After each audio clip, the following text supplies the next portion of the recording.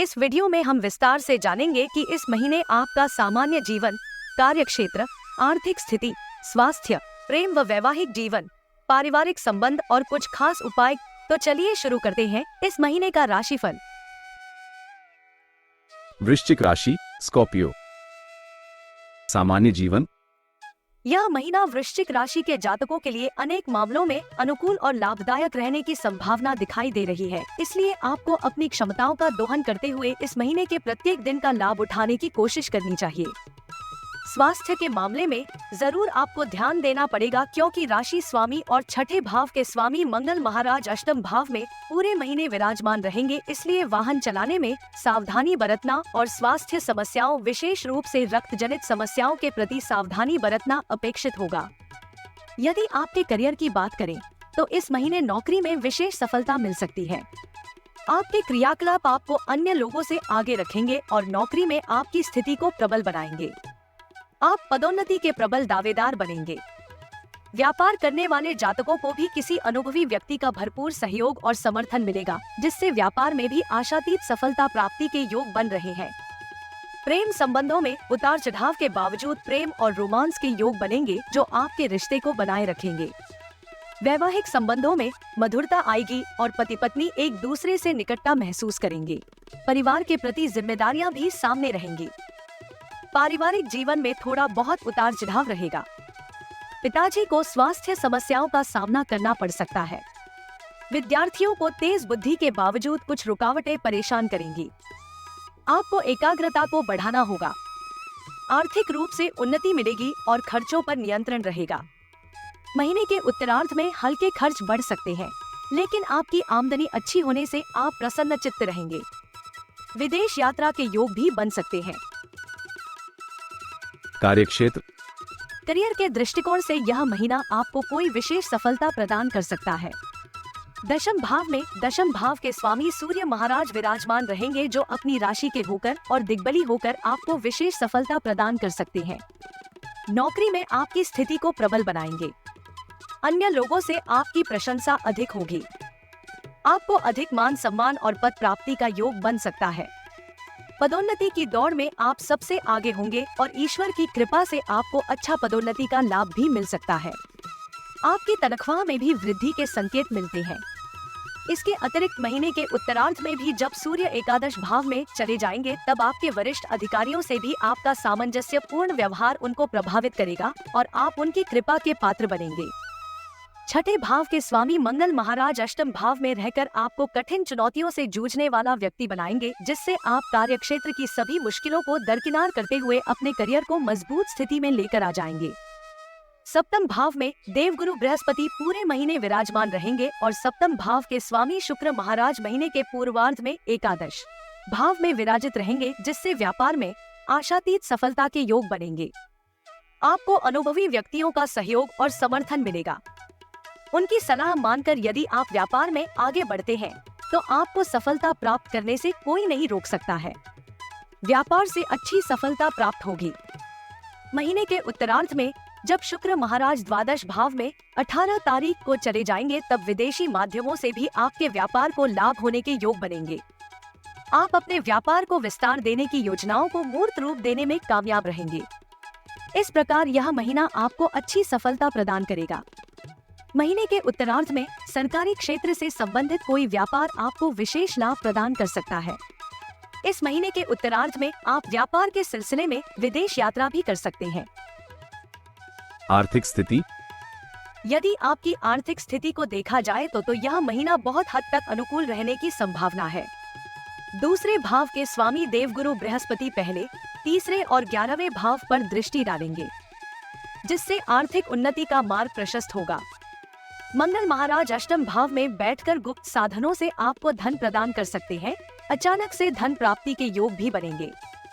महीने की शुरुआत में शुक्र और केतु एकादश भाव में रहकर भी आर्थिक स्थिति को बढ़िया बनाने में योगदान देंगे। 18 सितंबर से शुक्र के द्वादश भाव में जाने से कुछ खर्च बढ़ेंगे, लेकिन सूर्य महाराज 16 सितंबर से एकादश भाव में जाकर सरकारी क्षेत्र से भी लाभ प्रदान करेंगे और आपकी आर्थिक उन्नति करने में आपको विशेष सहायता प्रदान करेंगे। 23 सितंबर से बुध महाराज भी कन्या राशि में यानी कि आपके एकादश भाव में आ जाएंगे। यही आपके एकादश भाव के स्वामी भी है, तो नौकरी हो अथवा व्यापार दोनों ही क्षेत्र से आपको अच्छा लाभ प्राप्त हो सकता है। इस दौरान समझदारी दिखाते हुए शेयर बाजार में निवेश करने से लाभ प्राप्त हो सकता है। स्वास्थ्य। यह महीना स्वास्थ्य के दृष्टिकोण से कुछ सजग रहने वाला महीना रहेगा। वक्री शनि महाराज चौथे भाव में बैठकर विशेष रूप से आपके छठे भाव को देखेंगे। शनि के सामने सूर्य भी होंगे, मंगल भी, जो आपकी राशि के स्वामी और छठे भाव के स्वामी हैं। वह पूरे महीना अष्टम भाव में विराजमान रहेंगे। शुक्र और केतु एकादश भाव में बैठकर पंचम भाव से राहु के माध्यम से संबंध बनाएंगे। इस प्रकार स्वास्थ्य समस्याओं के प्रति सजगता आपको अनेक बड़ी चुनौतियों से बचा सकती है। इस महीने वाहन सावधानी पूर्वक चलाएं, क्योंकि किसी प्रकार की दुर्घटना या चोट लगने जैसी स्थिति उत्पन्न हो सकती है। आपको रक्त जनित समस्याएं, अनियमित रक्तचाप या ऐसी ही कोई समस्या परेशान कर सकती है, इसलिए आपको सावधानी बरतनी चाहिए। महीने के उत्तरार्ध में विशेष रूप से अंतिम सप्ताह के दौरान त्वचा संबंधित कोई एलर्जी या समस्या आपको परेशान कर सकती है। प्रेम व वैवाहिक जीवन। यदि आप किसी प्रेम संबंध में हैं, तो यह महीना आपके लिए अनुकूल रहेगा। वैसे तो थोड़े बहुत उतार चढ़ाव रहेंगे, क्योंकि पंचम भाव में पूरे महीने राहु और एकादश भाव में केतु विराजमान रहेंगे, लेकिन महीने के पूर्वार्ध में शुक्र भी आपके एकादश भाव में बैठकर पंचम भाव को देखेंगे, जिससे रिश्ते में रोमानियत भी रहेगी, प्रेम भी रहेगा और आपसी समझदारी का भाव भी होगा। लेकिन आपको अपने प्रियतम पर आंख मूंद कर विश्वास नहीं करना चाहिए। यदि आपका रिश्ता नया है तो थोड़ी सावधानी दिखाएं, क्योंकि वह स्वार्थ पारक बातें करके कुछ अपना लाभ आपसे पूरा कर सकते हैं। ऐसी स्थिति में आपको भी सजग रहना चाहिए। विवाहित जातकों के लिए यह महीना अनुकूल रहने की संभावना है। सप्तम भाव के स्वामी शुक्र महाराज महीने के पूर्वार्ध में एकादश भाव में रहेंगे, जिससे जीवन साथी के माध्यम से आपको धन लाभ भी हो सकता है और समाज में मान सम्मान भी बढ़ सकता है।